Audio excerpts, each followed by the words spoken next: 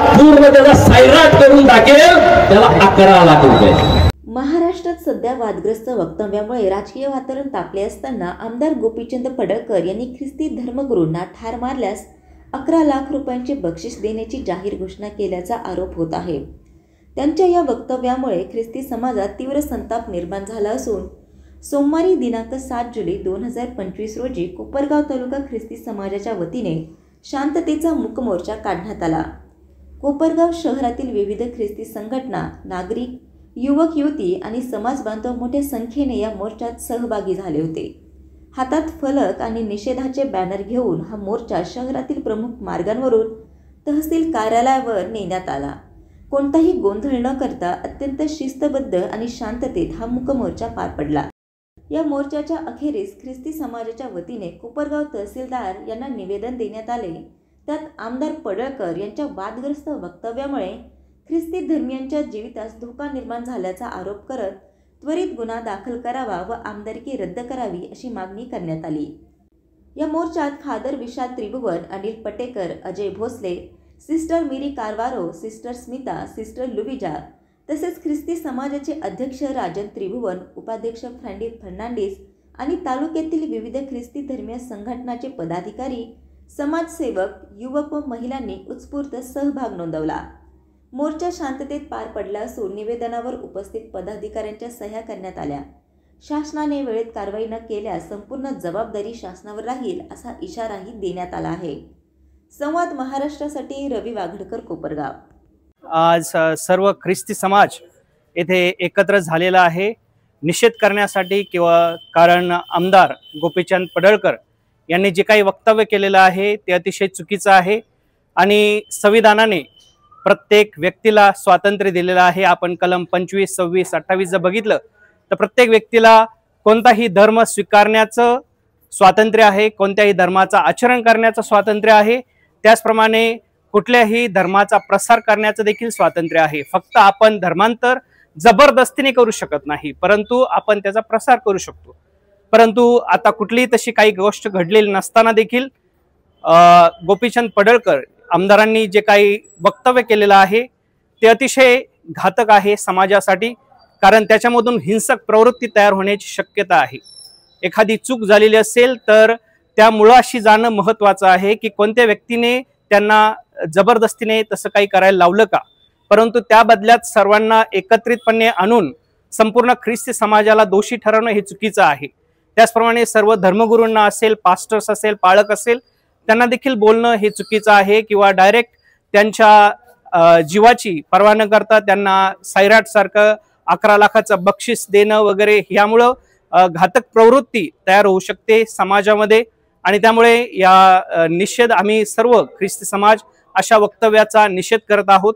कोपरगाव शहर सर्व ख्रिस्ती समाज हा आमदार गोपीचंद पडळकर यांनी ख्रिस्ती धर्मगुरू आणि ख्रिस्ती समाजाविरोधात जे काही वक्तव्य त्यांनी केलेलं आहे आणि ज्या घटनेद्वारे ते या गोष्टी ते बोललेले आहेत, सरांना मी या ठिकाणी सांगू इच्छितो की जी घटना त्या ठिकाणी घडली त्याचा हा उद्रेक त्यांनी केलेला आहे. त्या घटनेविषयी CBI चौकशी नेमावी आणि त्यामध्ये जे काही दोषी असतील त्यांना कठोरातली कठोर असं त्यांच्यावर कारवाई व्हावी, त्यांना शिक्षा व्हावी. परंतु त्या घटनेद्वारे संपूर्ण ख्रिस्ती समाज, ख्रिस्ती समाजाचे धर्मगुरू यांच्यावर त्यांनी अशा रीतीचे आरोप किंवा त्यांच्याविषयीचे असं चुकीचं वक्तव्य करू नये. या ठिकाणी जे काही त्यांनी बक्षीस ठेवलं धर्मगुरूंना, जर तुम्ही अशा रीतीने हे कराल तर म्हणजे ही एक प्रकारानं, जसं आपण गुंडांच्या भाषेत सांगायचं झालं तर आपण जशी सुपारी देतो तशी ख्रिस्ती धर्मगुरूंच्या संदर्भात पडळकर साहेबांनी एक प्रकारे ती सुपारीच दिलेली आहे असं म्हणावं लागेल. तर ह्या ज्या सर्व गोष्टी किंवा ते जे काही बोलले त्याचा या ठिकाणी आम्ही सार्वजनिक असा निषेध करत आहोत. खरोखर हे दुःखदायक घटना घडलेली आहे आणि अशी घटना घडू नये. ज्या व्यक्तीने विशेष करून गोपीचंद पडळकर याने जे उद्गार काढलेले आहेत, खरोखर सर्वांना धक्का बसल्याची गोष्ट आहे. तरी आपण सर्व ख्रिस्ती बंधू भगिनी सर्व एकत्र जमलेले आहेत आणि आमचे निवेदन आम्ही तुमच्याकडे घेऊन आलेले आहोत.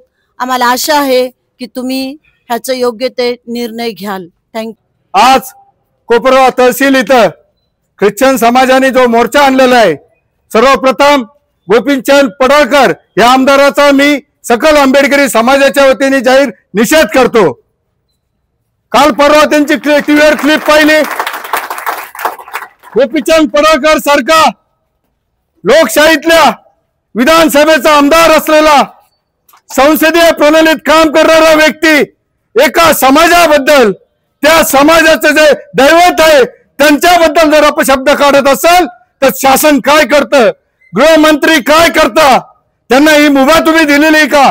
सरकार तुमचं आहे, सरकार तुमचं आहे. तुमच्या पक्षाचा आमदार एका समाजाच्या दैवताबद्दल अत्यंत खालच्या बातमीत वक्तव्य करतो आणि गृहमंत्री देवेंद्र फडणवीसांना कळत नाही का? त्यांच्यावर तत्काळ कारवाई झाली पाहिजे होती. गोपीचंद पडळकरवर गुन्हा दाखल झाला पाहिजे. पडळकर काय म्हणतो? इथं ख्रिश्चन धर्मगुरू विरुद्ध बोलतो, ख्रिश्चन मिशनरी विरुद्ध बोलतो. मी पडळकरला एक गोष्ट सांगतो, घटनेच्या 25 कलमानुसार आम्हाला धर्म स्वातंत्र्य आहे. 25 ते 28 मध्ये धार्मिक स्वातंत्र्य आहे, उपासना करण्याचे स्वातंत्र्य आहे, व्यवसाय करण्याचे स्वातंत्र्य आहे. हे कोणी दिलं आम्हाला स्वातंत्र्य? हे बाबासाहेब आंबेडकरांनी दिलं, म्हणजे आमच्या बापाने दिलेले, डॉक्टर बाबासाहेब आंबेडकरांनी दिलेले.